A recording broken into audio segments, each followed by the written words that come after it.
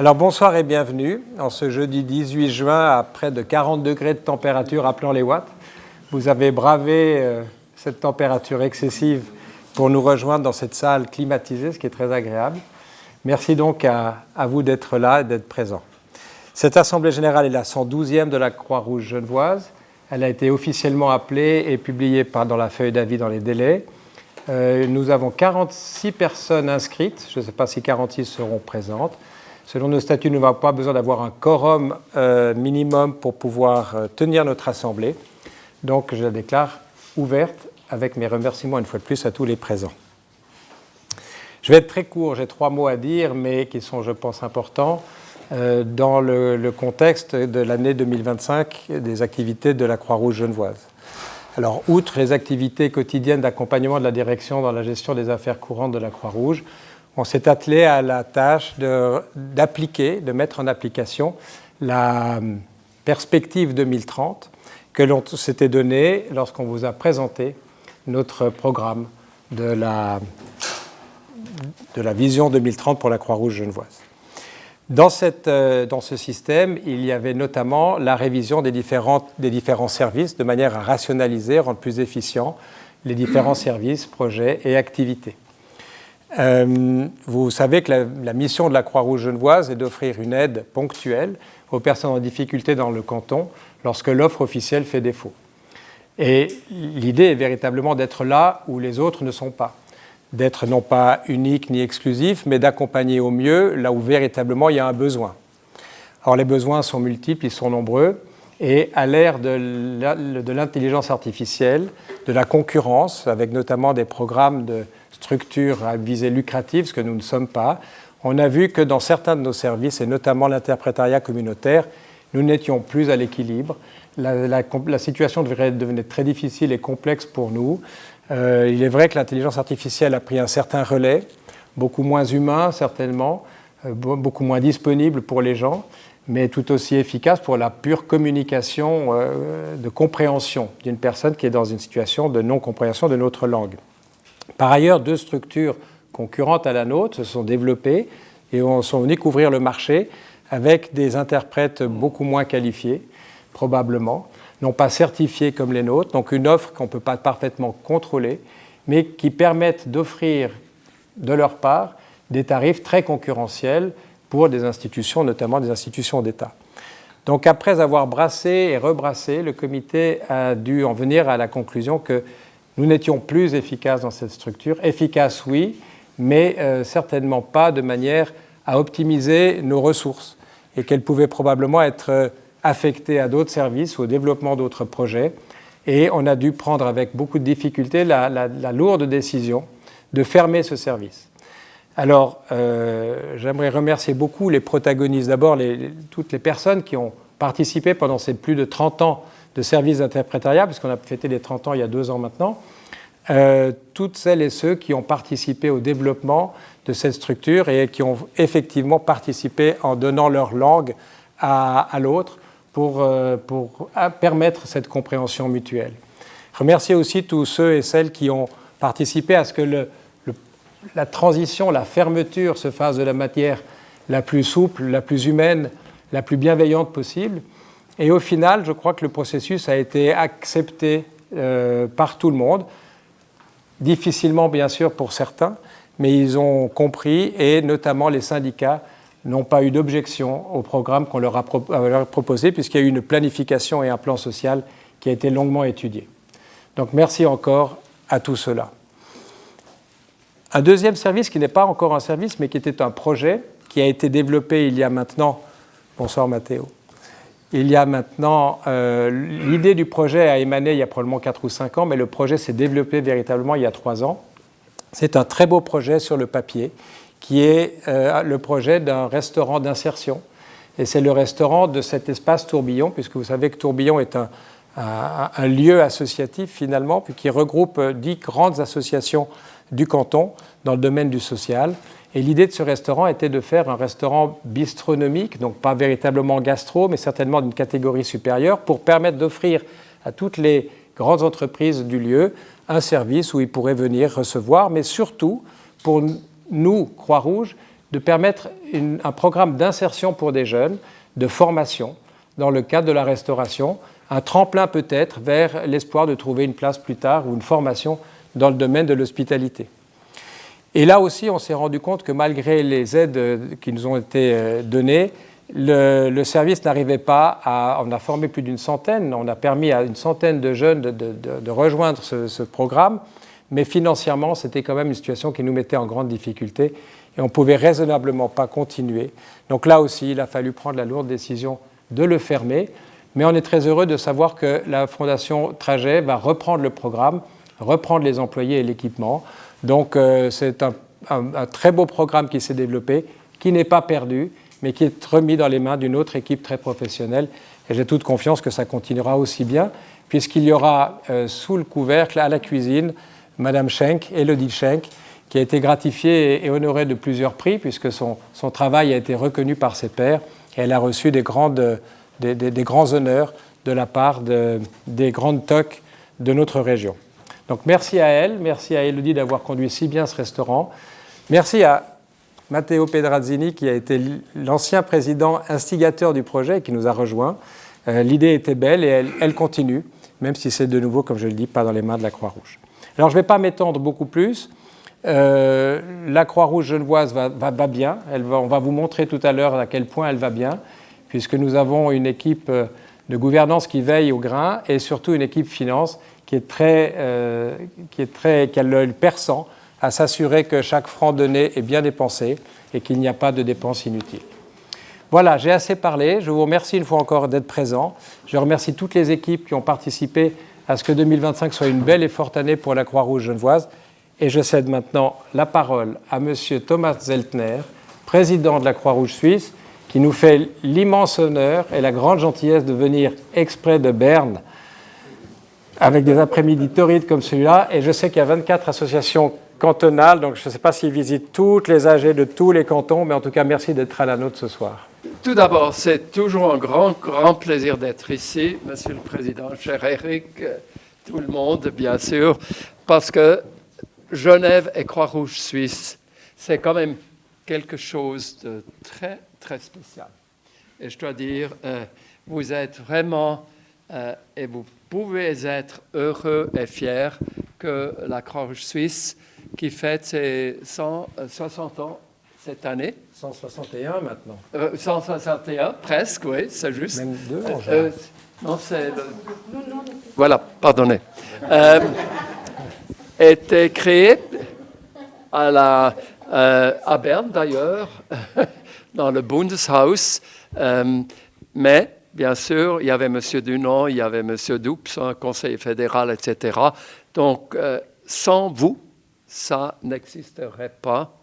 Et ce n'est pas simplement pour fêter, mais pour vous dire merci beaucoup, parce que les personnes vulnérables, pas simplement ici à Genève, pas simplement en Suisse, mais aussi dans le monde entier, vous disent merci. J'ai le grand plaisir, et c'est vraiment un hasard, de vous apporter les salutations les plus cordiales, pas simplement de la Croix-Rouge suisse, du Conseil, mais l'autre jour, et ça c'est la beauté de la Suisse, j'étais dans un restaurant dehors dans les rues de Berne, et j'ai mangé une pizza, et une table à côté était libre, et qui s'est assis là? Monsieur Pfister, avec sa femme. Sans bodyguard, sans police, sans rien. Il a commandé une pizza et on a un peu discuté de la situation mondiale. Et bien sûr, il sait que je suis encore actif au Croix-Rouge suisse et puis à la Croix-Rouge suisse. Et puis il a dit, dites à ceux et celles que tu rencontres mes meilleures salutations et un grand merci. Donc, le grand merci ne vient pas simplement de la Croix-Rouge suisse, mais aussi de notre ministre de Défense. Je vais quand même vous lire quelques mots, parce que chaque année, la Croix-Rouge suisse donne Oui, une particulière attention à un des principes fondamentaux. Cette année, le principe, c'est le principe d'humanité qui est à l'honneur. Il stipule que le mouvement international de la Croix-Rouge et du Croissant Rouge, né du souci de porter secours sans discrimination aux blessés des champs de bataille, s'efforce dans ses activités au plan international et national de prévenir et d'alléger en toutes circonstances la souffrance humaine. Il tente à protéger la vie et la santé, ainsi à faire respecter toute personne humaine.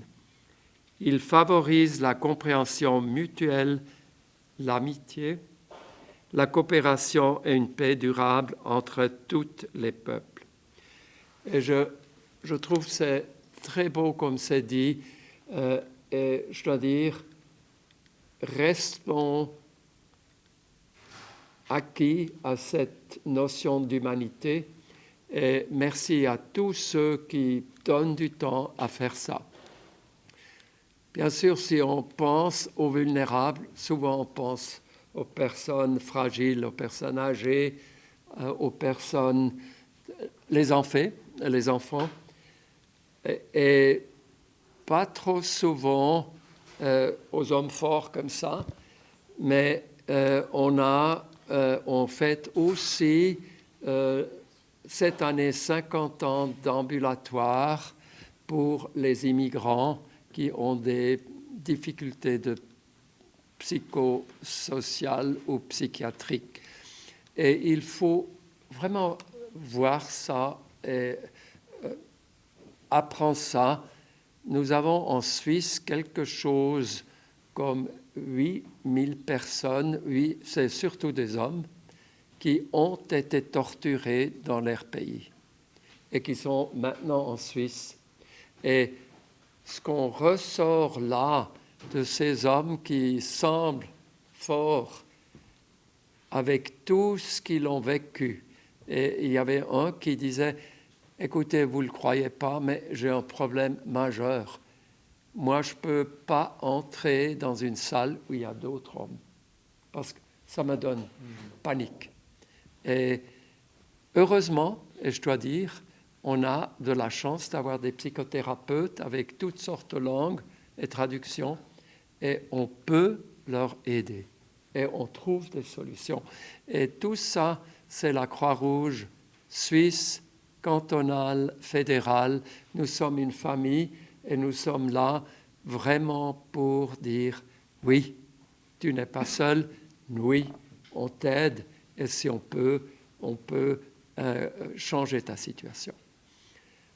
Avec ces mots, et je ne veux aussi pas être très long, je suis heureux d'être ici.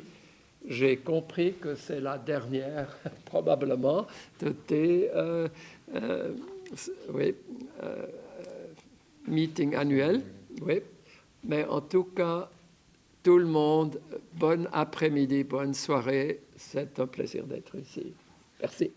Merci beaucoup. Merci Thomas.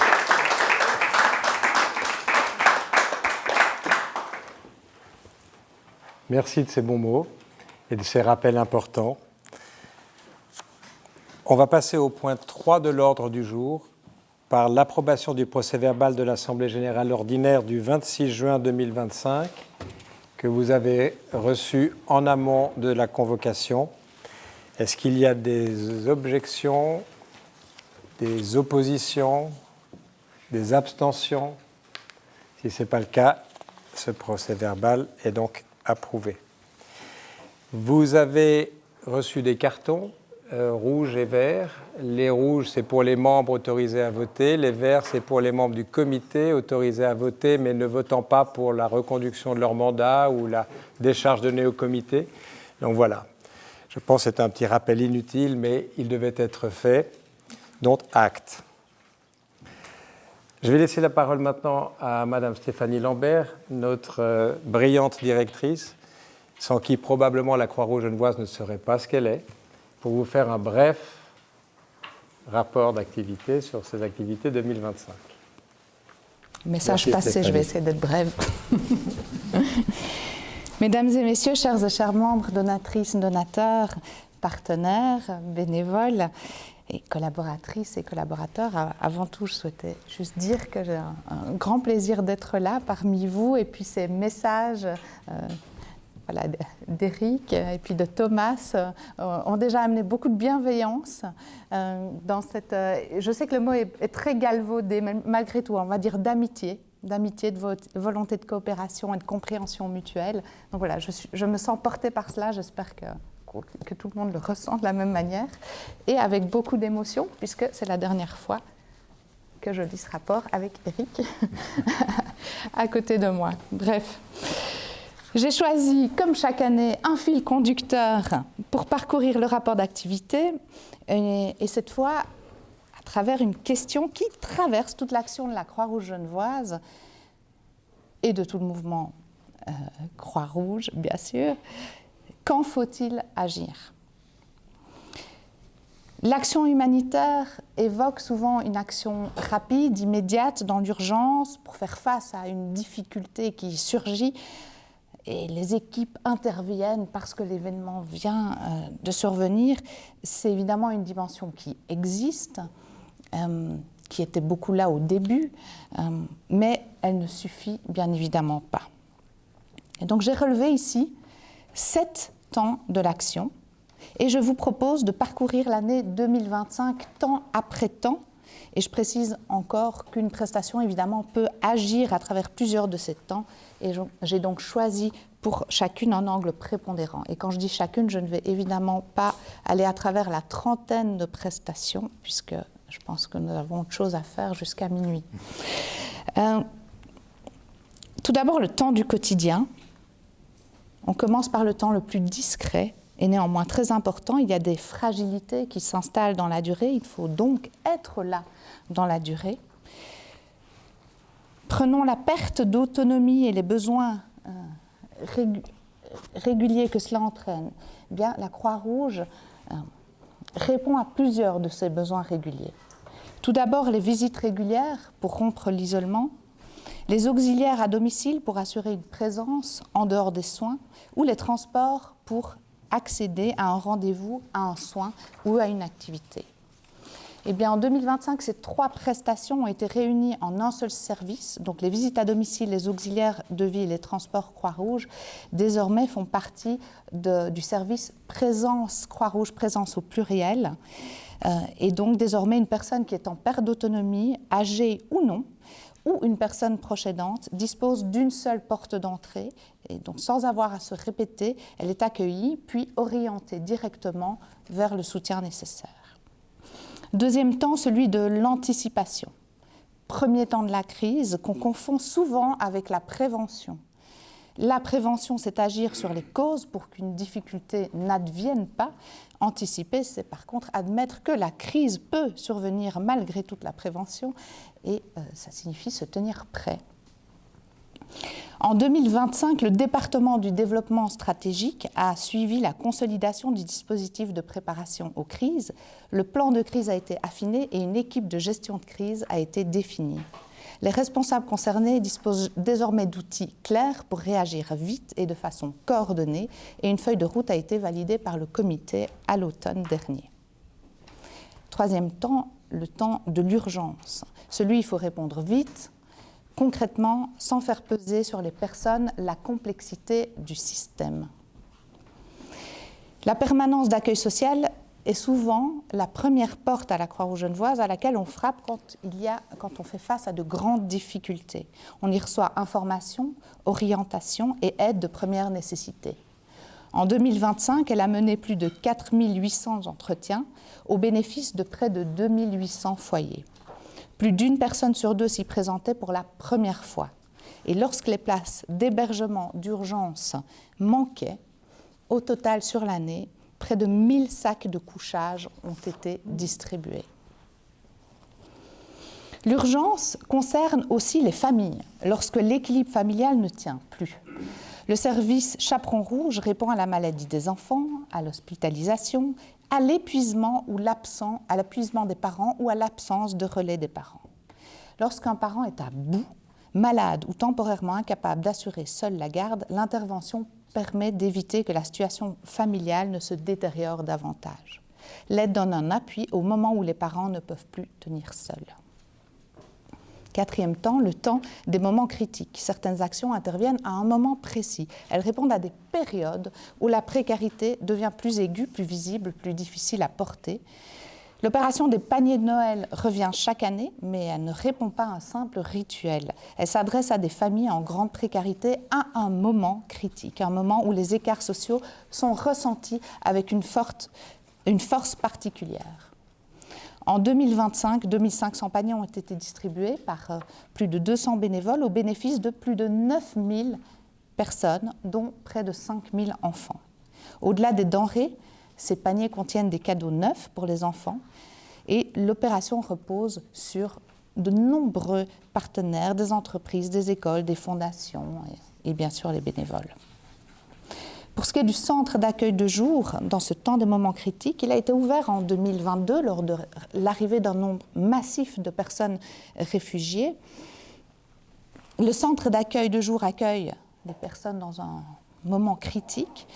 Il offre un lieu de répit, d'écoute, d'orientation. Il est ouvert à toutes les personnes relevant de l'asile. Donc, on y vient pour apprendre le français, pour recevoir une information fiable, pour retrouver du lien. Sa force tient aussi à son modèle particulier, et on a particulièrement poussé la logique. Les personnes réfugiées y deviennent rapidement actrices du lieu. En 2025, plus de la moitié des bénévoles étaient eux-mêmes des personnes bénéficiaires du lieu. Le bilan de projet a été finalisé, a confirmé sa pertinence et son passage aux opérations a été validé en comité en octobre dernier. Cinquième temps, celui du relèvement. C'est le moment où l'aide ne consiste plus seulement à répondre à un besoin immédiat, mais à permettre à la personne de retrouver des appuis durables. Deux exemples. Le premier, les soins dentaires Croix-Rouge. Le relèvement passe aussi par la santé bucco-dentaire. Dans le canton, les soins d'urgence trouvaient déjà des réponses, mais il fallait aussi une solution capable de restaurer durablement la santé bucco-dentaire au-delà du traitement de la douleur immédiate ou de l'extraction lorsque la situation est trop dégradée. Renoncer aux soins dentaires entraîne des conséquences lourdes, des douleurs, des infections, des difficultés à manger, à parler, à chercher un emploi ou à maintenir une vie sociale. Le service s'adresse aux personnes à revenus très modestes. Plus de 2200 consultations ont eu lieu en 2025, une hausse de 61% par rapport à l'année précédente, grâce au financement du canton qui s'ajoute désormais au financement privé. Autre exemple, le centre Alice, qui accueille de jeunes adultes de 18 à 25 ans en rupture de formation et sans logement stable, souvent fragilisés très tôt. 31 jeunes y ont été accueillis avec un taux d'occupation proche de 100%, tant les besoins sont là, on pourrait certainement en ouvrir d'autres. On y accompagne les jeunes vers l'emploi, vers la formation et vers un logement autonome. Sa place est dans ce temps où il faut reconstruire un cadre, retrouver des perspectives et donc préparer l'autonomie. Sixième temps, le temps de la prévention. C'est le temps le plus en amont. Il s'agit d'agir tôt, dans le cas de la Croix-Rouge genevoise, de manière ciblée sur les situations à risque. Et là, je parlerai de deux services. Oasis, tout d'abord, service récent, en fait, c'est encore un projet. Le bilan de projet est en cours cette année. Je souligne, je pourrais le dire pour tous les services, il y a toujours une personne à l'origine des soins dentaires, Matteo Pedradini bien sûr, mais voilà, Oasis, ce qui est particulier, c'est que c'était un jeune bénévole, du comité de la Croix-Rouge Jeunesse qui est venu avec cette idée. Et aujourd'hui, c'est un projet professionnalisé avec beaucoup plus de bénéficiaires et dont on attend les résultats du bilan, donc je ne dirai rien de plus. Donc voilà, il s'agit d'un service de soutien scolaire destiné aux élèves présentant des troubles et des apprentissages diagnostiqués ou soupçonnés, parce que soupçonnés, c'est aussi là qu'il y a les plus grandes vulnérabilités, puisque l'accompagnement n'est pas déjà lancé. Le programme accompagne des enfants, des jeunes qui, sans soutien adapté, risquent de s'éloigner progressivement des apprentissages. Donc l'accompagnement individualisé et le lien avec les familles contribuent à réduire le risque de décrochage scolaire. Je souligne la présence de Prunella Carrard, merci beaucoup, qui s'intéresse beaucoup à Oasis, donc secrétaire générale adjointe au DIP. Merci beaucoup d'être là.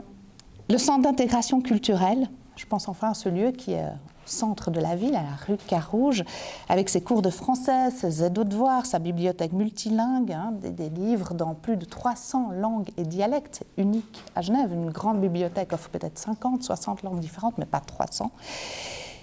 Son aide à la rédaction de courriers, le Centre d'intégration culturelle soutient les personnes migrantes, donner accès à la langue, à l'information et aux outils administratifs, réduit les risques d'isolement, de dépendance et d'exclusion. Et le dernier temps, celui du discernement. Agir dans la durée oblige à s'interroger, à prendre du recul. C'est là où intervient beaucoup le comité, qui nous challenge sans relâche.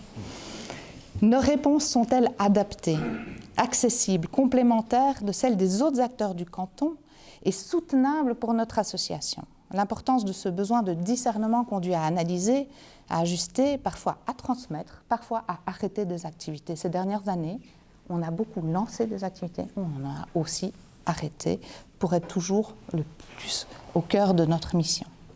En 2026, le travail d'analyse se poursuivra sur 3 priorités. C'est le département du développement stratégique qui dressera le bilan d'Oasis, donc j'en ai parlé, afin de tirer les enseignements du programme, d'examiner aussi les conditions de sa pérennisation si elle est pertinente. Il accompagnera aussi la consolidation de présence Croix-Rouge pour s'assurer que le service soit centré sur les besoins prioritaires à la suite des conclusions du bilan qui a eu lieu l'année dernière. Enfin, la préparation aux crises entrera dans une nouvelle étape avec la mise en œuvre de la feuille de route validée et le renforcement de notre résilience institutionnelle pour être une institution toujours plus robuste, toujours plus capable d'agir face aux fluctuations, malheureusement de plus en plus probables.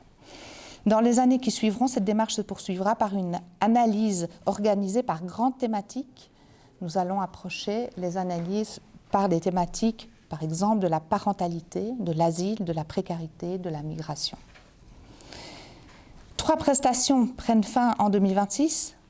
Notre président a déjà évoqué l'interprétariat communautaire et le tourbillon. Ces décisions s'inscrivent dans la même exigence, concentrer nos moyens là où notre intervention est la plus nécessaire, la plus complémentaire, ce qui peut évidemment évoluer dans le temps.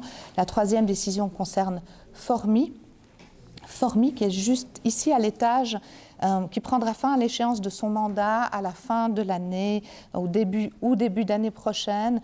Cette mesure du marché du travail, qui est mandatée par l'Office cantonal de l'emploi, accompagne des jeunes inscrits au chômage avec pour objectif de valider un projet de formation et de signer un contrat d'apprentissage. Nous avons veillé à faire coïncider la fin avec en fait la majorité de départs naturels, puisqu'il s'agit d'un service avec très peu de collaborateurs, dont une personne, à l'exception d'une personne qui arrive à la retraite.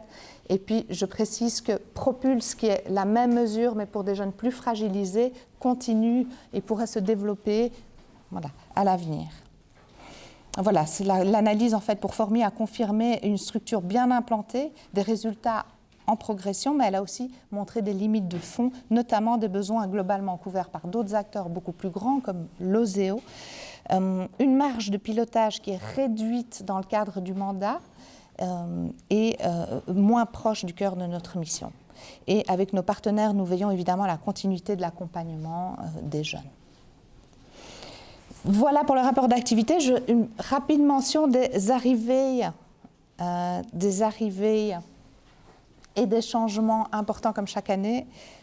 Et je m'arrête aux responsables parce que ce serait trop important, trop long sinon, mais voilà, les personnes qui font aussi à Croix-Rouge genevoise, Sylvie Lamorgès, qui était anciennement responsable de la prestation auxiliaire de vie, une des 3 prestations de présence Croix-Rouge, elle a repris en plus les prestations transport Croix-Rouge et visite aux personnes âgées après leur fusion au sein du service. Justine Chauvin, anciennement responsable philanthropie, est devenue responsable communication et philanthropie depuis le 1er juin.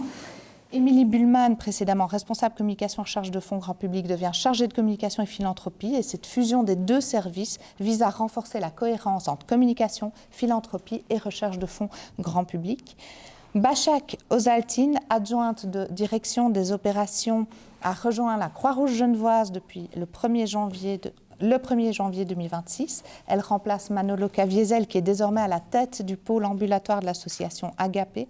Bachak est titulaire d'un master en droit de l'enfant et en économie internationale. Elle apporte presque 20 ans d'expérience. Chez Médecins sans frontières, elle a développé une expertise ancrée dans le terrain ainsi qu'au siège, intervenant dans plus d'une douzaine de pays. Elle a poursuivi sa carrière à l'Hospice Général en supervisant plusieurs centres d'hébergement pour personnes migrantes avec, sous sa supervision également, des équipes pluridisciplinaires.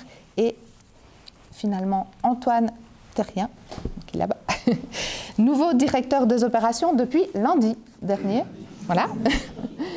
Il remplace Julien Garda, désormais directeur général de l'Office cantonal de l'emploi. Il paraît que la Croix-Rouge genevoise est en tremplin dans le canton. Antoine est notamment titulaire d'une licence en psychologie et d'un master en management de l'action humanitaire et sociale. Il est engagé sur le terrain et dans des contextes complexes depuis plus de 20 ans au sein de plusieurs organisations et notamment au sein du mouvement Croix-Rouge.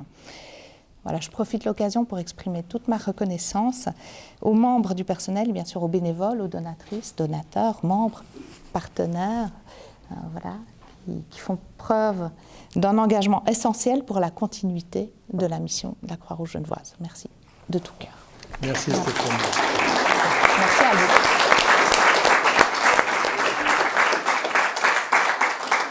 Ben, je crois que tu as, et toute l'équipe de direction, a parfaitement mérité ces applaudissements, parce que ce que Stéphanie vous montre, c'est la pointe de l'iceberg finalement, et c'est sans parler de tout ce qui est encore plus bas dans les niveaux d'activité, mais qui génère énormément de travail pour toutes les équipes.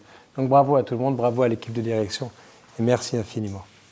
Je vais céder la parole maintenant à Nathalie Brender, qui préside notre commission finance, et Dieu sait combien elle est importante, et elle est soutenue dans ses activités par notre directeur finance Arnaud Levéry, qui est là, et lui-même soutenu par Madame Klein, Vanessa, qui n'est peut-être pas là ce soir, mais qu'on remercie beaucoup pour le travail énorme qu'ils effectuent. Nathalie. Bonjour à toutes et à tous. Je sais que, comme chaque année, vous brûlez d'impatience d'avoir ces résultats financiers, donc je vais essayer d'être aussi claire et brève que possible. Je remercie Arnaud Levéry et Vanessa Klein, Arnaud est là-bas, pour tout le travail effectué. Et j'en profite aussi pour remercier Madame Largetot qui nous rejoint, notre nouvel organe de révision avec un premier audit cette année de la société ECO et à qui nous passerons la parole juste après. Donc, le résultat net de l'exercice cette année, c'est une perte d'environ 600 000 francs. Alors, vous pouvez voir sur ce graphique, ça fait quelques années qu'on propose les mêmes graphiques chaque année. Comme ça, vous pouvez aussi suivre l'évolution et la comparaison d'une année sur l'autre. Donc, on voit que les charges ont progressé de 300 000 francs et les revenus de 500 000 francs. Néanmoins, cette année, on a un déficit de 600 000 qui s'explique, on va dire, par certains éléments non récurrents, donc qui ne devraient pas se reproduire en 2026, sauf d'autres imprévus, évidemment, qu'on ne peut pas imaginer aujourd'hui. Et surtout, parmi eux, et ça a été mentionné dans le rapport d'activité, la provision pour la cessation de l'activité d'interprétariat communautaire et puis également la baisse des heures d'interprétariat aussi qui va avec, j'allais dire, cette diminution pour arriver à la suppression complète de cette activité. Si on va un peu plus dans le détail, les revenus, donc on voit qu'ils évoluent, ils progressent de 500 000 francs. Les revenus des activités de la Croix-Rouge genevoise restent la première source de financement, en diminution de à peu près 1,1 million. C'est dû notamment à nouveau à une forte diminution des heures d'interprétariat. On a eu la fin du mandat auprès de l'Hospice Général, la baisse des heures, le non-remplacement des départs dans le service en vue de la fermeture, et puis également une baisse au chaperon rouge, une baisse des heures au chaperon rouge. Ça se compense, j'allais dire, à peu près de manière équivalente par une augmentation des revenus publics qui ont augmenté de 1,2 million, avec, à mentionner, le nouveau financement du département de la santé et des mobilités de 700 000 francs pour le service des soins dentaires, dont Madame Lambert nous a aussi parlé dans le rapport d'activité, et des financements pour la permanence d'accueil social de 100 000 francs environ, et le service d'auxiliaire de vie à domicile pour 250 000 francs, inscrits dans des contrats de prestations existants avec un premier versement en 2025. Les revenus privés, vous pouvez voir, restent stables avec un legs à hauteur de 700 000. Nous avons été assez chanceux ces dernières années parce que nous avons eu des legs récurrents de montants relativement importants et nous espérons que, bien entendu, que cela continue à l'avenir. Les revenus d'institutions privées sont en légère augmentation avec un soutien de la Fondation humanitaire de la Croix-Rouge suisse à de nombreux projets, le centre d'accueil de jour, les seniors d'ici et d'ailleurs, Oasis, que vous avez aussi vu dans la présentation, et les auxiliaires de vie. Donc voilà pour les revenus. Maintenant, quelques détails sur les charges, l'évolution des charges. On a une augmentation des charges. Par contre, on a une augmentation des charges, mais pour la première fois depuis de nombreuses années, la masse salariale a diminué, malgré cette provision d'environ 500 000 francs pour le coût du plan social du service d'interprétariat communautaire. Cette baisse est liée à la forte diminution, de nouveau, on retrouve les mêmes éléments du nombre d'heures d'interprétariat, des heures de chaperon rouge et une stabilité dans les autres services. Les autres charges, c'est-à-dire autres natures de charges avec d'importantes dépenses augmentent de 700 000 francs, notamment financées aussi par ailleurs. Je pense à la modernisation de l'outil de travail informatique qui a aussi beaucoup occupé Arnaud et ses équipes cette année et qui était largement nécessaire, et d'autres augmentations d'activité, soins dentaires en forte hausse, vous l'avez vu aussi dans la présentation, qui engendrent aussi des coûts supplémentaires d'analyse, puisque les patients, quand ils viennent pour la première fois, m'ont fait un certain nombre d'analyses, et ça représente également un coût. Le ratio de charge des activités, qu'on appelle aussi, nous, le ratio de mission sociale, après avoir augmenté en 2022-2023 avec des nouvelles prestations comme Oasis, le centraliste et le restaurant, il diminue avec à nouveau une part qui est due à cette baisse d'activité de l'interprétariat et le renforcement des services de support. De manière structurelle, on a un nouveau poste d'adjoint à la direction, de Benjamin Lachat qui est là, absolument essentiel dans notre organisation. On le remercie aussi. Je lui dis ça parce qu'il est souvent associé aux travaux de la commission des finances et autres, donc on a l'occasion de se croiser et de travailler régulièrement ensemble. Les services donc de support avec le poste d'adjoint à la direction générale, le support informatique dont on a parlé, et puis des éléments plus ponctuels qui étaient cette modernisation. Donc là maintenant on espère qu'on aura un peu une vitesse de croisière pour les prochaines années. Sans les coûts de migration informatique, le ratio aurait été d'un peu plus de 84%. Ça veut dire plus en ligne avec celui de 2024. Donc voilà, on reste positif pour l'année prochaine. Et la part des ressources dédiées aux activités reste néanmoins très élevée, comme vous pouvez le voir sur le graphique. J'arrive au dernier slide, c'est le slide peut-être le plus touffu à lire, qui vous parle des réserves de la Croix-Rouge genevoise. Donc le niveau total est à 9 millions, il diminue de 800 000 francs par rapport à 2024. Mais ce qui est intéressant, c'est de comparer ces deux courbes, la rouge et la brune, qui nous montrent d'une part, la brune, le niveau cumulé des réserves, qui représente 4,1 mois d'activité de la Croix-Rouge genevoise, qui est dans les normes. Alors, on n'a pas d'obligation, mais le ZEVO édicte certaines normes. En revanche, le niveau des fonds propres, donc ça c'est l'autre ligne, c'est la rouge, atteint 2 mois et demeure inférieur aux bonnes pratiques qui prescrivent 3 mois de réserve. Bon, on voit que la Croix-Rouge genevoise n'a pas atteint ce seuil des 3 mois depuis 2018 et a même connu des niveaux inférieurs à celui de cette année. Pour se rendre compte de l'effort nécessaire à réaliser pour atteindre un niveau de réserve de 3 mois pour la Croix-Rouge genevoise actuellement, Ça veut dire qu'il s'agirait d'accumuler des excédents de 300 000 francs par année sur 7 ans, toutes choses étant égales par ailleurs. Ou alors de pouvoir compter sur des legs significatifs et récurrents, ou encore plus significatifs et récurrents, qui seraient utilisés pour reconstituer ces réserves. Donc, voilà, en même temps, je dirais, il n'y a pas non plus de quoi s'alarmer, parce qu'on ne montre pas dans ses comptes, mais la Croix-Rouge genevoise a une trésorerie qui est importante, régulièrement à hauteur de ses réserves, compte tenu du fait que les bailleurs de fonds versent soit régulièrement les montants, selon les contrats, soit des montants forfaitaires en amont de la réalisation des activités. Donc je dirais en conclusion, et ce sera ma dernière conclusion, 2025 se caractérise par un déficit maîtrisé, fortement impacté, notamment par l'enregistrement de cette provision pour le plan social, pour la cessation de l'activité de l'interprétariat communautaire.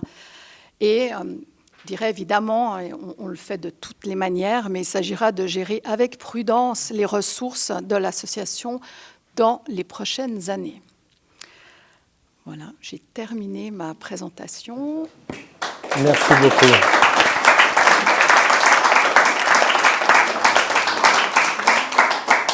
Merci Nathalie et merci encore pour cet énorme travail. L'appel au legs a donc été fait, mais tout le monde est beaucoup trop jeune dans cette assemblée pour se sentir concerné. Je vais céder la parole à Madame Largetot, que je remercie de nous faire le rapport de l'organe de révision.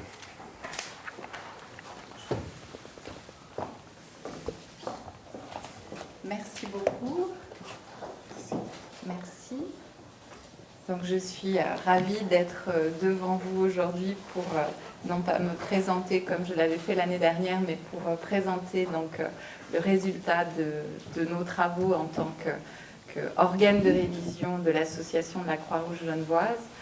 Donc effectivement, c'est une première année, pour revenir sur vos mots, Stéphanie Lambert, c'est-à-dire le temps d'agir pour un organe de révision.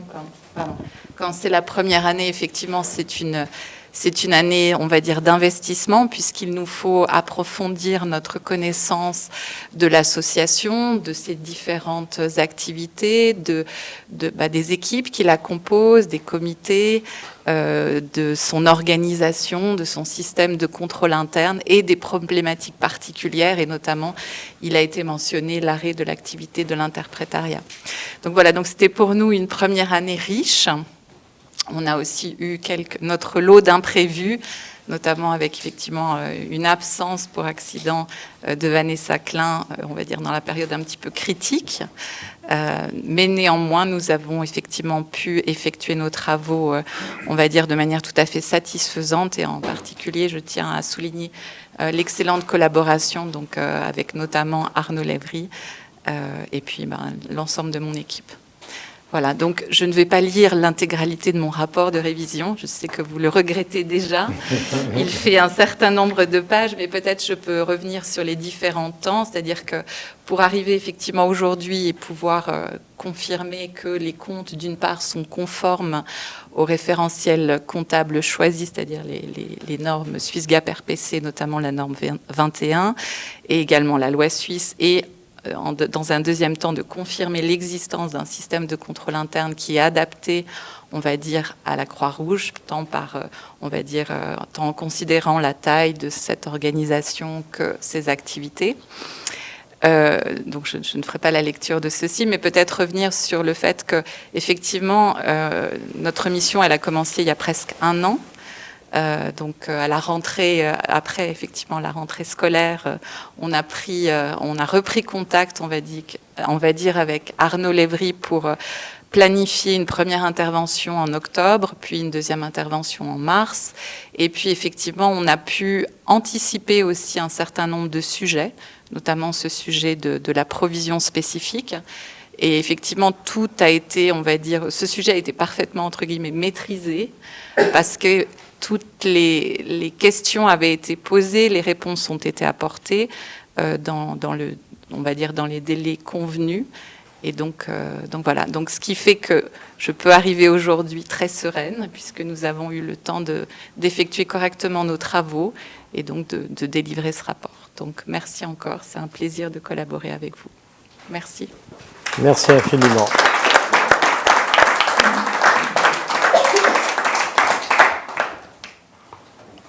S'il n'y a pas de questions sur ces comptes, on va procéder à l'approbation des comptes de l'année 2025. Toute personne munie d'un carton est autorisée à le lever s'il approuve les comptes qui vous ont été présentés. Oui, les verts aussi. Voilà. Parfait. Est-ce qu'il y a, parce que je ne vois pas ceux qui sont, je vois ceux qui ne sont pas autorisés à voter, mais il n'y a pas d'objection, d'opposition, d'abstention. Donc les comptes sont approuvés, avec remerciement une fois de plus à toute l'équipe qui les a préparés. Je vais passer maintenant à la partie de décharge donnée au comité. Donc seuls les cartons rouges sont habilités à lever le carton. Si vous donnez des charges, voilà, comme je ne sais pas qui peut s'opposer, je vais demander s'il y a des oppositions ou abstentions.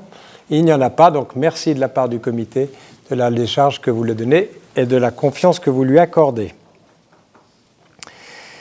On va passer maintenant au renouvellement du mandat de l'organe de révision, après l'excellent rapport qu'il nous a donné et l'excellent relation et le rapport qu'on a pu avoir au cours de cette année. Je crois que rien ne nous oppose à proposer à ce que la société EcoSA que nous renouvelions son mandat à cette société. S'il y a opposition, abstention, si ce n'est pas le cas, bravo et merci beaucoup de la conduite de votre exercice. On passe au comité maintenant, avec la réélection des membres qui arrivent au terme de leur mandat renouvelable. Je commencerai par Madame Nicolazzi, dont la photo vous est présentée là, que vous connaissez tous, il n'y a pas besoin de la présenter. Bref rappel de Maître Nicolazzi, avocate de son État et titulaire d'un brevet d'expertise fiscale, intéressée au vieillissement de la personne, répondant aux questions de gouvernance et d'éthique, membre du Conseil d'éthique des hôpitaux universitaires, membre adjointe Pardon, on s'arrête là? Non, il y a encore beaucoup d'autres titres. Bref, Myriam arrive au terme de son mandat. Il avait été question qu'elle éventuellement cesse, ne se représente pas pour un deuxième. Je la remercie d'avoir accepté de rempiler. S'il n'y a pas d'opposition à cette proposition, je remercie Myriam d'accepter le poste qui sera officiellement attribué lors du comité en campagne de la semaine prochaine.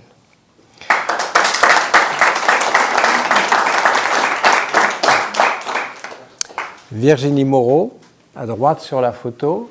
Peut-être qu'il n'est pas nécessaire non plus de représenter Virginie, qui est au terme de son deuxième mandat, donc 8 ans déjà au sein du comité de la Croix-Rouge genevoise, avocate au barreau de Genève, membre de multiples conseils, commissions de fondation et autres, qui est un ancien membre Croix-Rouge Jeunesse, qui est membre de la commission des droits de l'enfance de l'Ordre des avocats de Genève, et dont l'apport sur le plan juridique est très important pour notre comité. Merci également d'accepter de rempiler également pour un nouveau mandat. Merci beaucoup.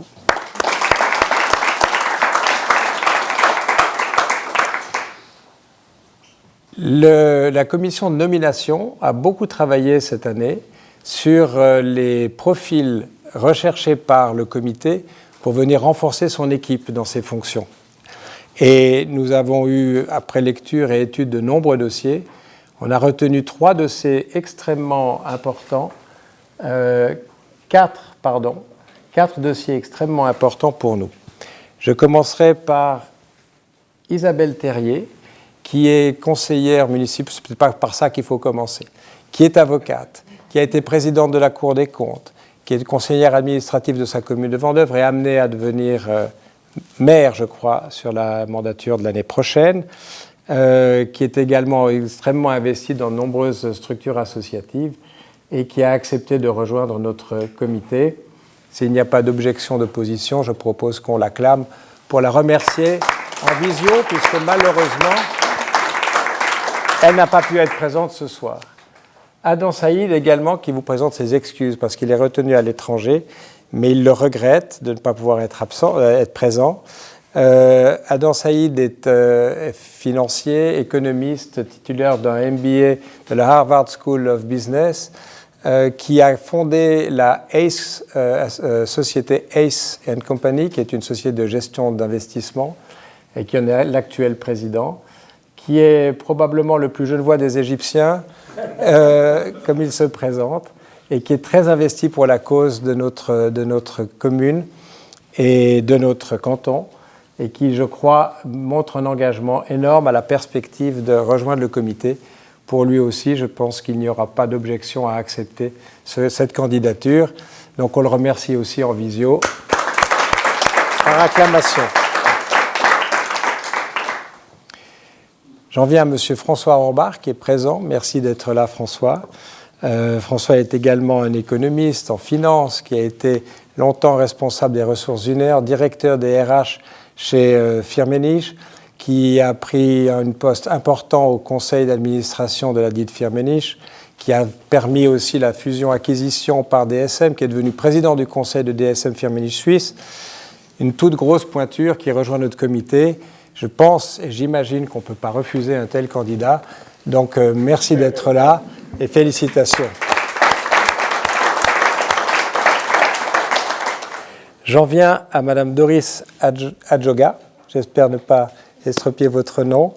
Doris est actuellement étudiante en année de bachelor de sciences politiques à l'Université de Genève, membre depuis de nombreuses années de la Croix-Rouge Jeunesse, qui a également été membre du comité, qui s'investit beaucoup dans les binômes Connect, qui est un programme extrêmement intéressant de connexion entre les jeunes requérants, migrants, fraîchement arrivés à Genève et des personnes genevoises établies. Et donc, dans le cadre de groupes de ces jeunesses, il y a des accompagnements et vous faites partie de ce projet. Également responsable référente, je crois, bénévole référente pour les mercredis après-midi de loisirs des jeunes de la Croix-Rouge Jeunesse. Donc, très investi dans la Croix-Rouge Jeunesse. Et vous savez que notre comité, à la tradition et dans les statuts, permet à un représentant de la Croix-Rouge Jeunesse de rejoindre nos comités. Et donc, merci d'accepter. On a parlé tout à l'heure du temps du relèvement.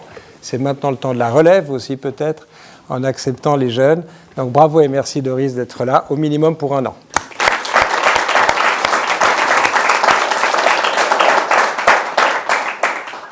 On ne peut pas parler d'un comité sans parler des membres en cours de mandat. Je crois qu'on a une photo des membres en cours de mandat. Donc, vous connaissez tous Blaise Matet, Yves Jackson et Nathalie Brender, qui sont vraiment des forces actives. Et quand je dis des forces actives, c'est vraiment dans leurs activités très fortes qu'ils sont là, une impulsion énorme au sein du comité, un engagement sans fin, et vraiment un immense merci du fond du cœur pour tout l'engagement que vous donnez à notre magnifique association. Merci beaucoup. Le temps est venu pour moi de parler du point 12, l'information sur la future présidente. Alors c'est un temps de grande émotion pour moi parce qu'effectivement, c'est ma dernière assemblée générale ici. Ça ne veut pas dire que je ne participerai pas aux suivantes, mais je serai là, derrière, pour accompagner la Croix-Rouge dans ces différents développements. Je le dis avec émotion parce que je reconnais la chance qui m'a été donnée et la reconnaissance que j'ai pour l'accompagnement de tous les membres du comité, des membres de la direction, de tous les responsables de service, de tous les partenaires, de toutes les personnes collaboratrices que j'ai eu l'occasion et le plaisir de rencontrer en faisant des incursions dans différents services, de voir la profondeur et l'engagement énorme de tout le monde. Je le dis, je le redis, c'est peut-être un peu récurrent, mais c'est la grande force de notre association. Et je dois dire que ça m'a motivé, ça m'a tenu, ça m'a permis d'aller de l'avant. Et donc, je ne regrette pas de partir parce que c'est une décision que j'ai dû prendre pour des raisons purement personnelles, mais je le dis je l'ai déjà dit tout à l'heure, avec infiniment d'émotion. Mais la future présidence, ça veut dire aussi qu'il va y avoir une succession. Alors, je ne peux pas annoncer aujourd'hui le futur président puisqu'il n'est pas encore élu. il sera élu, je dis il parce qu'on sait que c'est un monsieur, il sera élu parmi les membres du comité, reconnu pour ses compétences, son dynamisme, sa bienveillance, son humanité. Je parle de M. Rohrbach comme candidat à la future présidence, mais non pas comme futur président. J'avais dit en prenant mon mandat il y a 4 ans que j'étais extrêmement heureux de monter dans le train de la famille Croix-Rouge. J'ai dit à la première assemblée qui a suivi que je n'étais pas monté dans un train, mais que grâce à l'équipe et la dynamique de l'association et de sa direction, j'étais monté dans le Shinkansen. Et c'est pas peu dire, parce que c'est véritablement une force, tout ça va à une telle vitesse, il y a tellement de choses, que c'est véritablement un train qui va très très vite.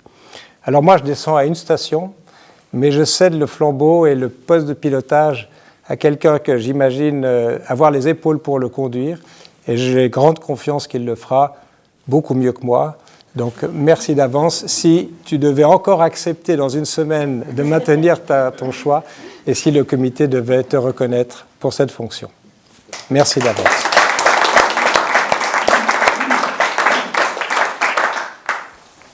Il y a la prise d'acte du départ du comité. Il y avait des propositions individuelles. Est-ce qu'il y a des varias à apporter par rapport à tout ce qui a été évoqué dans cette assemblée? Une prise de parole est autorisée, donc c'est le moment de prendre le micro si l'un ou l'une d'entre vous a envie de s'exprimer sur un point ou un autre. Si ce n'est pas le cas, on prend acte du départ de certains membres du comité et j'aimerais remercier infiniment Majida Mehdi qui a participé pendant 2 ans en tant que membre représentante de la Croix-Rouge Jeunesse. Les mandats sont d'1 année, c'est pour ça que j'ai dit à Doris que ça serait pour 1 an minimum, mais c'est reconductible sur une 2e année. Majida a eu un regard discret, une présence discrète mais extrêmement pertinente sur les remarques qu'elle a pu apporter.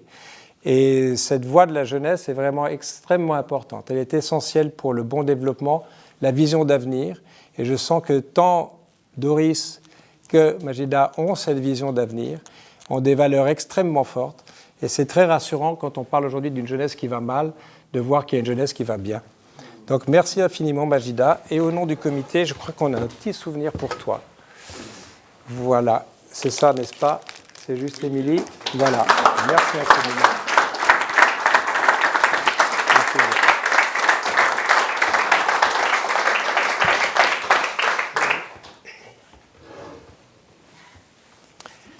Voilà, les prises d'acte des départs, j'ai fait part du mien. Majida, merci encore. Et on va passer à la clôture. Non? Je ne sais pas. Tu as quelque chose à dire? Je ne suis pas clôture. J'ai réussi à résister au micro. Vous avez vu que tout à l'heure, c'était très... Nathalie a dû le prendre, mais moi, j'en veux pas. Je pense que vous m'entendez. Mais c'est pour enregistrer ton intervention. Mais je sais pas... Comme les hommes, moi, je ne sais pas faire de choses à la fois. C'est bon. C'est le 8e temps, c'est le temps de l'imprévu. Alors, non, c'est pas le temps de l'imprévu. C'est pour faire écho à ce que tu as dit. Là, on se trouve dans un exemple du temps des moments critiques. Hein? J'aime autant vous dire, c'est le moment que j'aime le moins dans cette Assemblée générale. Voilà. Et pourtant, je suis devant vous. Et au fait, merci de m'avoir élu, parce que sinon, je ne pourrais pas être là. C'est un temps que j'aime pas du tout, parce que c'est jamais plaisant de dire au revoir à quelqu'un qu'on aime. Parce qu'il faut être bref, il faut être synthétique. D'ailleurs, on est déjà en retard. Et vous avez entendu le président en disant qu'il faut être bref. Et puis parce que c'est difficile de parler en public devant quelqu'un qui sait si bien le faire. Vous avez vu tout à l'heure, hein? Pas de notes, une aisance, et voilà. Et ben moi, j'ai des notes. Alors Eric, faisons synthétique. Et j'ai choisi un mot pour te décrire. C'est le mot gentleman. Et bien sûr, comme je suis moderne, j'ai été voir l'intelligence artificielle. Et qu'est-ce qu'elle nous dit? Elle nous dit qu'un gentleman est un homme distingué, doté d'une excellente éducation et d'un grand sens de l'honneur. Et aussi que les principes fondamentaux du gentleman sont le respect et la courtoisie, la maîtrise de soi et l'élégance morale, ainsi que l'altruisme. Tu es d'accord que si on creuse ces principes fondamentaux, on en trouve beaucoup de choses communes avec ceux de la Croix-Rouge. il y a pas mal de choses qui se croisent. Et donc, la Croix-Rouge et toi, c'était un match annoncé. Voilà. Et maintenant, je vais rebambiner le film pour vous prouver qu'il est un gentleman. Il y a un peu plus de 4 ans, nous avons passé pas mal de temps ensemble, à boire des cafés sur des terrasses, pour ta phase qu'on appelle induction. On échangeait sur les activités du comité, tu me posais des questions sur sa dynamique, ce fonctionnement, et puis moi je te disais, on pourrait faire ça, et puis on devrait faire ça, puis on devrait encore faire ça, et puis faire ci, et puis faire ça, et toi, stoïque, je pèse mes mots, hein. Tu écoutais cette femme assommante, c'est-à-dire moi, hein, qui débitait des projets à n'en plus finir d'une façon absolument stoïque. À aucun moment, tu n'as été, t'as semblé être rebuté par la montagne d'énergie et de temps que ça allait te demander. Non, non, stoïque.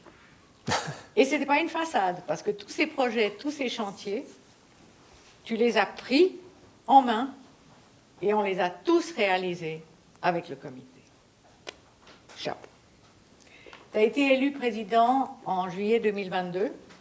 Il n'a pas fallu très très longtemps pour être très respecté, très intégré et très apprécié au sein du comité. Tu l'as présidé en finesse, en étant à la fois le leader et en mettant toujours les autres avant toi. Toujours. Tu as su encourager la parole, écouter et en même temps tenir l'horaire des séances. Ça, c'était champion, surtout à la Croix-Rouge jeunesse. Tu es venu avec plein d'idées.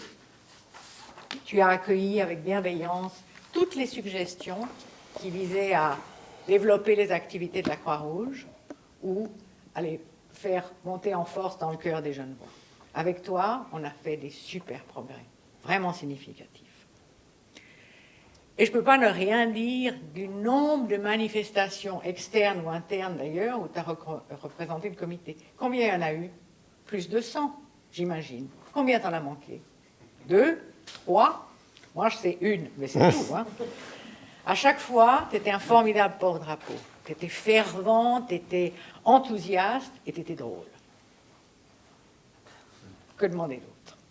Et quand je pense au temps que tu as donné sans compter pendant ces 4 ans, en sus de ton activité professionnelle, hein, je me dis que tu nous quittes en emportant ta recette secrète pour avoir des journées de plus de 24 heures. Ça, c'est pas bien de nous laisser avec le secret. Et maintenant, il est temps de se dire au revoir. Respire. Personnellement, et je parle aussi au nom du comité, tu vas nous manquer. Mais aujourd'hui, ce n'est pas le temps pour exprimer des regrets.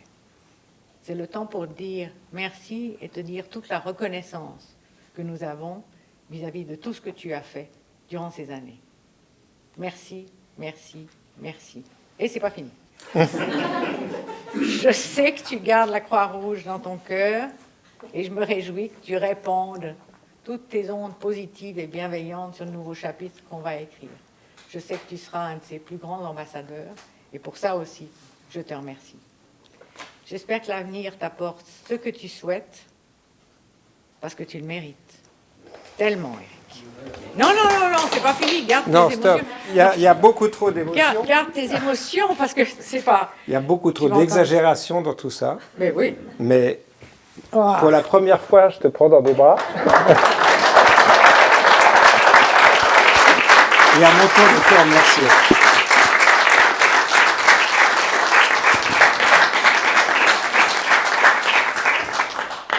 La suite, allons. Privilégié. Si tu es d'accord, je vais le faire en format Oui. Je te laisse présenter. cabinet de médecin. Comme ça, on est juste nous deux. Voilà. Je ne pouvais pas ne pas ne rien. Ah non, pas toi aussi. Ah, si. Tu vas y passer une deuxième fois. Il n'y aura pas de troisième. Cher Eric, ça va être compliqué. Pendant 4 ans, tu as insufflé à la Croix-Rouge genevoise une nouvelle dynamique. Et on l'a ressenti partout. Évidemment au comité, mais aussi parmi les bénévoles, parmi les collaborateurs, les donateurs, les donatrices, les partenaires. Et quand tu es arrivé à la présidence, tu as rencontré tout le monde. Tu as rencontré tout le monde et tu as continué à rencontrer les nouvelles personnes qui arrivaient. Chaque fois qu'il y avait une nouvelle responsable, je ne crois pas qu'il y ait eu nouveau d'ailleurs, mais il y a plusieurs nouvelles, tu as consacré un temps important à chacune de ces nouvelles personnes. Et je ne sais pas si tu le sais, je ne crois pas que tu sais, cher Eric, mais tu as beaucoup plu. C'est-à-dire que je recevais beaucoup de retours du terrain, puis les personnes me disaient « Ah, il est tellement agréable, intelligent, sympathique, à l'écoute, et tellement avenant. » On me disait des choses du type « Oh, et en plus, il est beau. »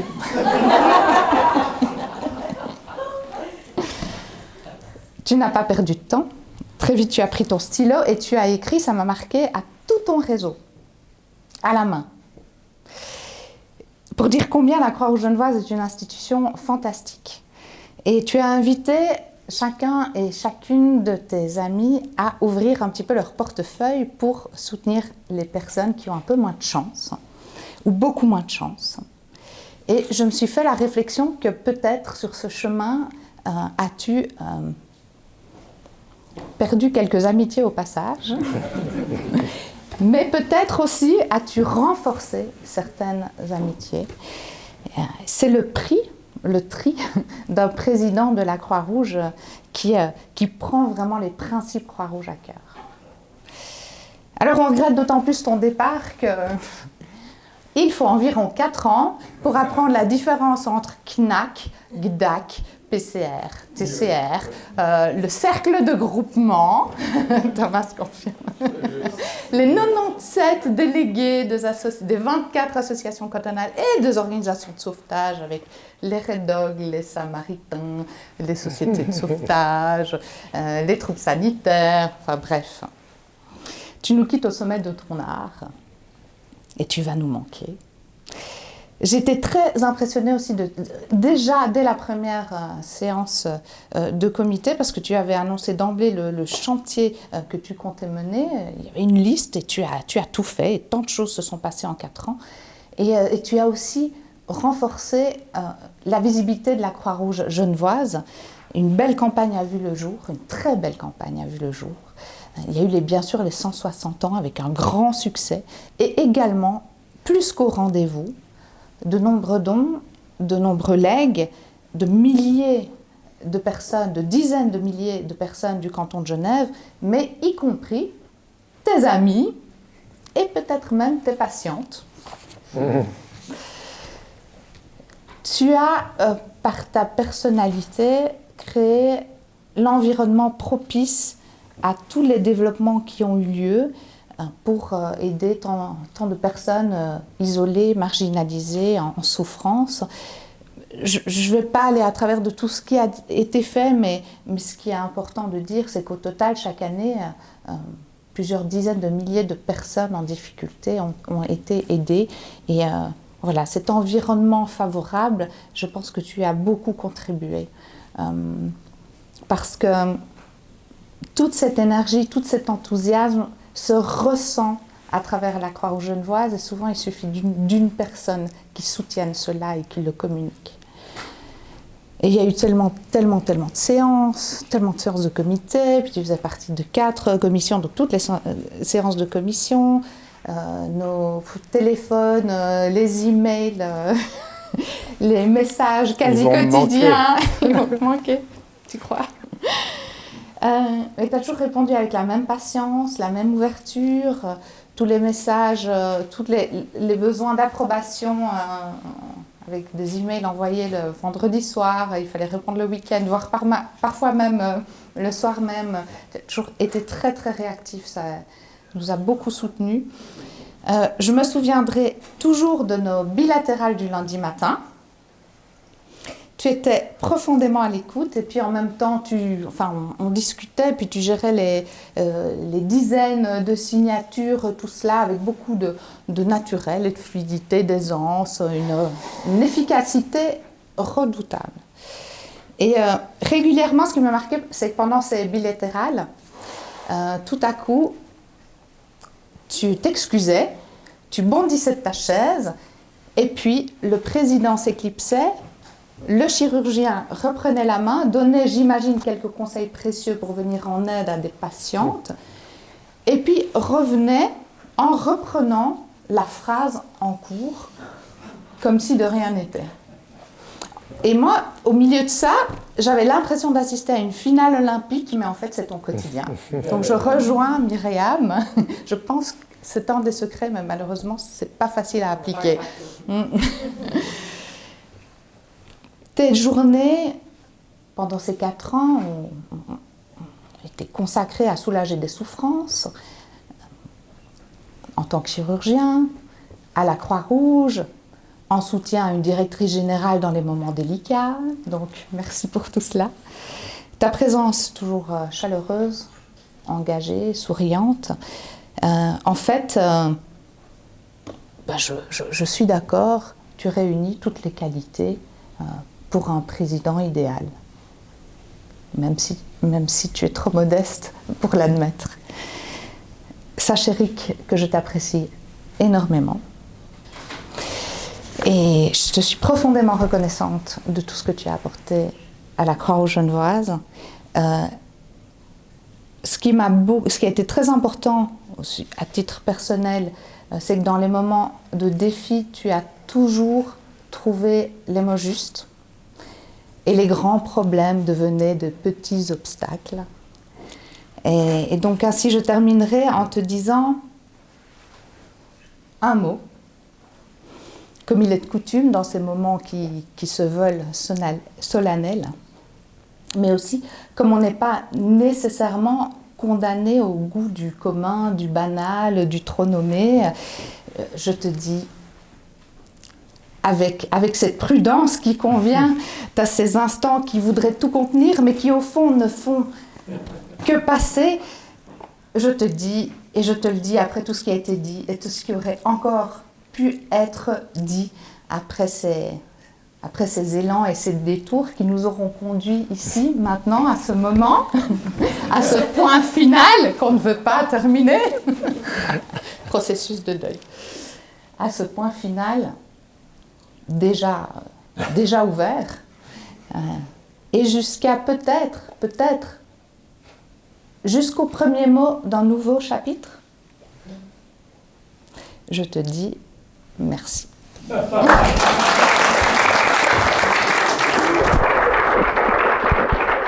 Merci beaucoup. C'en est trop, vraiment. Je pense que c'est beaucoup trop. Je reconnais ma photo, mais j'ai l'impression qu'on parle de quelqu'un d'autre. Donc, écoutez, voilà, à mon tour de vous remercier tous, vraiment, du fond du cœur. Et quand je dis des émotions, c'est le prénom. Parce que le cœur pleure ce soir.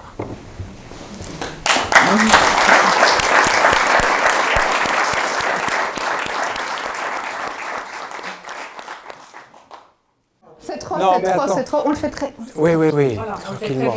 Mais écoutez, merci infiniment. Adorable. Merci beaucoup. Voilà. Merci beaucoup. Merci.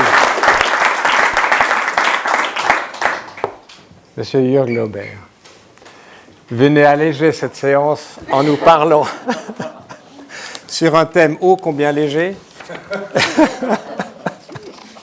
puisque vous avez accepté un peu au pied levé de prendre la relève de Yasmine Pradesimo, qui est directrice des opérations au CICR, qui a été membre du comité, qui a été très engagée dans le CICR sur le terrain.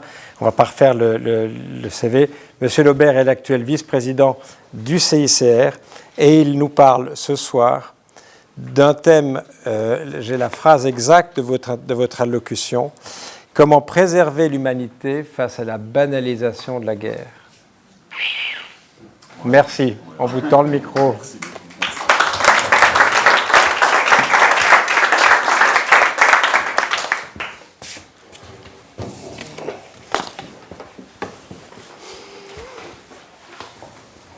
Merci beaucoup.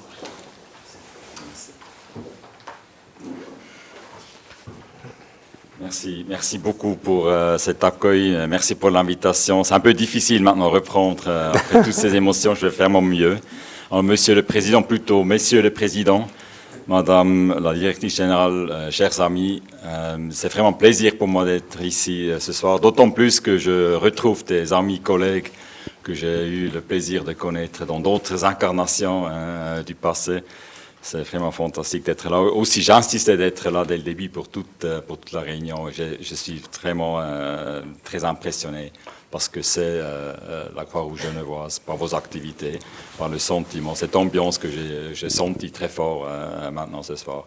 Alors, vraiment un privilège et un plaisir. Je vous transmets en effet les salutations de la présidente du CICR, Madame Mirjana Spoljevic-Ecker, et surtout aussi de la directrice des opérations, Yasmine Pradé-Simon. Elle aurait beaucoup aimé être à ma place ce soir. Elle a dû faire une mission à l'étranger. Et j'espère que vous n'êtes pas trop déçus de devoir vous contenter de ma présence. Je l'ai déjà dit, parler ici à Genève devant celles et ceux qui incarnent dans cette ville l'esprit du mouvement au quotidien est un honneur pour moi. En tant que nouveau vice-président du CICR, je fais à peu près 3 mois, alors, mais je comprends ce que ça veut dire, entrer dans le train du mouvement de la Croix-Rouge. Ça ne vous laisse plus jamais, je pense. Après 3 mois, je le sens déjà. Alors, permettez-moi de planter le décor brièvement avant de revenir à Genève. On sait très bien, le monde compte aujourd'hui environ 130 conflits actifs, soit le double du nombre que nous comptions en 2009. Plus de 20 d'entre eux durent depuis plus de 20 ans, en Afghanistan, en Israël et les territoires occupés, au Soudan, Yémen, Syrie, la Colombie, pour n'en citer que quelques-uns. Ce ne sont plus des crises ponctuelles que l'on traverse, ce sont des guerres qui s'installent, qui deviennent un paysage permanent pour des générations entières qui n'auront connu que cela, que la guerre autour d'eux. Ce qui a changé, ce n'est pas seulement le nombre, c'est aussi la manière dont ces conflits se jouent et dont on les justifie. Je prends un exemple très concret que nous observons au quotidien sur le terrain. Une attaque contre un hôpital. Il y a quelques années encore, une telle attaque suscitait un choc immédiat. Le statut protégé de l'hôpital était reconnu par défaut, l'attaque était condamnée, et cela faisait la une pendant des jours. Aujourd'hui, le réflexe s'est inversé. C'est à l'hôpital de prouver qu'il n'abritait pas de combattants, indépendamment du nombre de blessés ou de morts. Le fardeau de la preuve s'est déplacé des belligérants vers les victimes. La plupart d'entre nous, dans cette salle, avons grandi dans un siècle qui avait tiré les leçons de l'indicible. Après la Seconde Guerre mondiale, le monde avait dit « plus jamais ça ». Et il a bâti des garde-fous pour empêcher le retour du pire. Cette promesse, elle vacille aujourd'hui. Nous glissons lentement d'un état d'esprit d'après-guerre vers un état d'esprit en préparation de la guerre. Et c'est peut-être cela le plus inquiétant. Ne pas que la violence existe, elle a toujours existé, mais que nous recommencions collectivement à nous y résigner. Je pourrais passer le temps qui me reste à détailler comment le CICR et ses partenaires du mouvement tentent chaque jour de répondre à cette réalité. Mais pour l'Assemblée générale de la Croix-Rouge genevoise, je préfère me concentrer sur Genève et sur la manière dont nous, pouvons préserver l'humanité face à cette banalisation. Le lien entre la Croix-Rouge genevoise et le CICR n'est pas toujours aussi lointain que vous pourriez le penser. Au-delà de notre coopération, notamment lors de diverses manifestations à Genève, comme la journée du 8 mai ou le prix Art et Humanité, votre action en faveur des populations établies à Genève, qui pour certaines proviennent des zones de conflit précédemment citées, représente l'un des premiers remparts. Par les gestes de premier secours que vous les délivrez, par l'accueil que vous offrez aux personnes migrantes, et plus largement par la présence simple et régulière que vous apportez à celles et ceux qui la sollicitent oublient. Je voulais donc vous parler ce soir non pas de la guerre lointaine, mais de quelque chose de plus local. La manière dont elle, c'est-à-dire la guerre, s'installe ici aussi, dans nos esprits, comme une fatalité. Car c'est bien de cela qu'il s'agit. La banalisation de la guerre n'est pas seulement un phénomène qui se joue sur les théâtres de conflit. Elle commence ailleurs, dans la façon dont nous en parlons, dont nous l'écoutons, dont nous finissons sans nous en rendre compte par nous y habituer. Comme je vous le disais, une frappe sur un hôpital qui hier encore faisait la une pendant des jours devient aujourd'hui une ligne dans un fil d'actualité vite remplacée par une autre.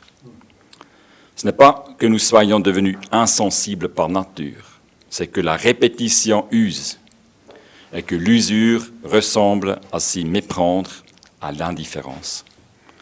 Ce glissement est dangereux pour une raison précise. Les normes qui protègent les civils, les blessés, les hôpitaux ne tiennent pas par la seule force du droit.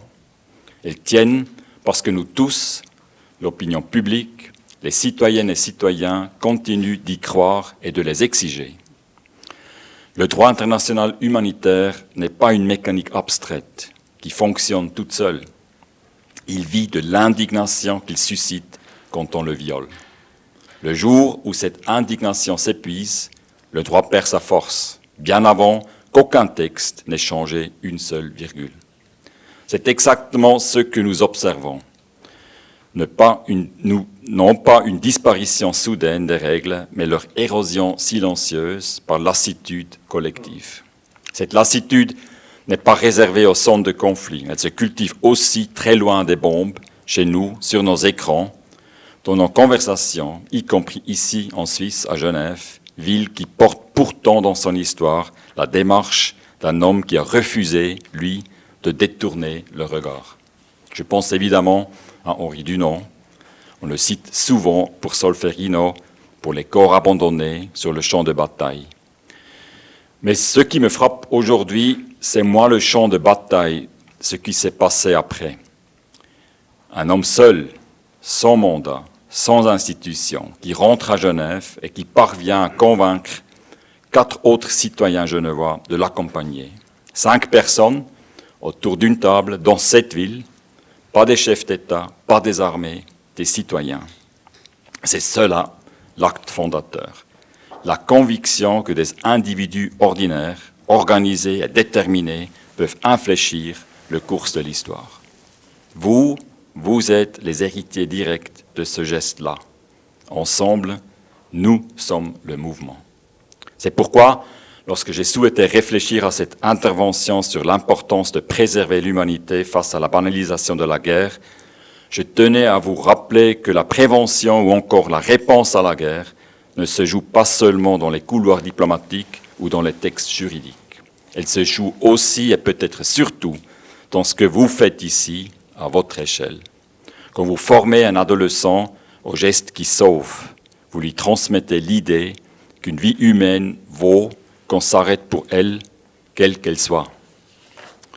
Quand vous accueillez une femme qui a fui un conflit, quand vous lui parlez des principes de la Croix-Rouge, vous lui rappelez par votre seule présence qu'elle n'est pas réduite à un chiffre dans une statistique migratoire.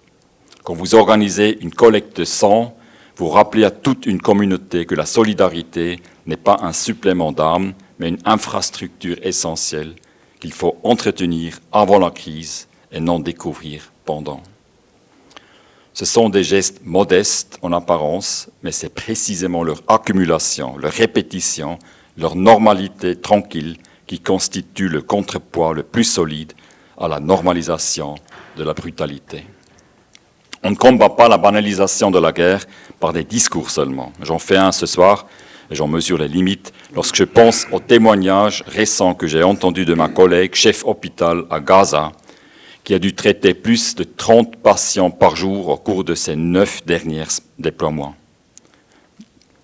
Nous devons partout, que ce soit sur le terrain ou ici à Genève, combattre véhément la banalisation des conflits. Ce soir, en votre présence, j'aimerais ajouter un mot sur le langage, car il me semble que c'est là que tout commence à basculer. Les mots que nous employons façonnent ce que nous sommes capables ensuite de tolérer. quand on cesse de dire civils pour dire collatéraux, quand on cesse de dire enfants pour dire pertes acceptables. On ne décrit pas seulement autrement la réalité, on prépare le terrain pour qu'elle devienne plus acceptable. Vous, dans vos formations, dans vos publications, dans les mots que vous employez devant les écoles que vous visitez, vous avez un pouvoir réel sur ces terrains-là. Refuser certains mots, en choisir d'autres, c'est déjà un acte de formation et de résistance à la banalisation. Il y a aussi, je crois, une vigilance à exercer envers nous-mêmes. Il est tentant, face à l'ampleur des crises actuelles, de céder au sentiment que rien de ce que nous faisons à notre niveau ne pèse vraiment. C'est un piège, car c'est précisément ce sentiment d'impuissance qui nourrit à grande échelle l'acceptation tranquille de l'inacceptable. Le jour où l'on pense que la guerre est inévitable, on cesse de chercher à la limiter. Le jour où l'on pense qu'une vie compte moins qu'une autre selon le lieu où elle s'éteint, on a déjà perdu quelque chose d'essentiel bien avant la prochaine bataille. Genève a dans ce contexte une responsabilité particulière et vous en êtes une part vivante. Cette ville n'est pas la capitale humanitaire par accident administratif. Elle est devenue, grâce à des gestes comme celui de Dunant, de ses 4 compagnons, un lieu où l'on continue de croire qu'il existe des limites à ne pas franchir, même en temps de guerre. Faire vivre cette conviction localement, concrètement, au sein d'une assemblée comme la vôtre, c'est contribuer directement à ce que Genève demeure ce lieu-là, et non un simple décor pour des conférences internationales. Alors oui, je sais que le contexte mondial est lourd, je sais que vous le mesurez, vous aussi, par les appels que vous recevez, par les visages que vous croisez, par les besoins qui ne cessent de croître. Mais j'aimerais vous dire ce soir que votre engagement n'est pas une réponse symbolique à des crises trop grandes pour vous. C'est très précisément l'antidote à la banalisation. Un refus quotidien, renouvelé, de regarder ailleurs. L'histoire ne nous demandera pas si la tâche était simple. Elle nous demandera si nous avons eu le courage d'agir et de rester humains. Merci beaucoup.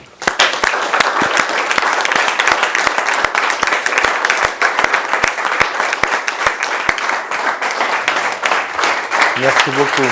C'était magnifique. Merci.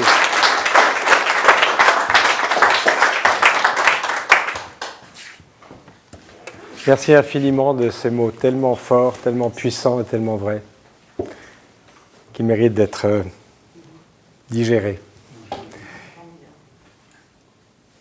Je vous invite, après clôture de cette Assemblée générale qui était forte en émotion, merci d'y avoir contribué, à partager un verre ensemble. Je crois qu'on est invité à l'espace restaurant, c'est juste, au 6e. On s'y retrouve tout de suite. Merci encore.